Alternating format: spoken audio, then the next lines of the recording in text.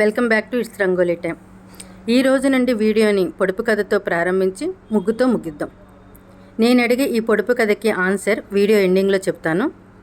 మీకు గనక ఆన్సర్ తెలిస్తే కింద కామెంట్ సెక్షన్లో కామెంట్ చేయండి. నచ్చితే తప్పకుండా లైక్, షేర్ అండ్ సబ్స్క్రైబ్ చేయండి. And also hit the bell icon. ఈనాటి పొడుపు కథ. బంధము లేదు, ఒప్పందము లేదు, అయినా కలిసిపోతాం. ఈ బంధానికి పేరేమిటి?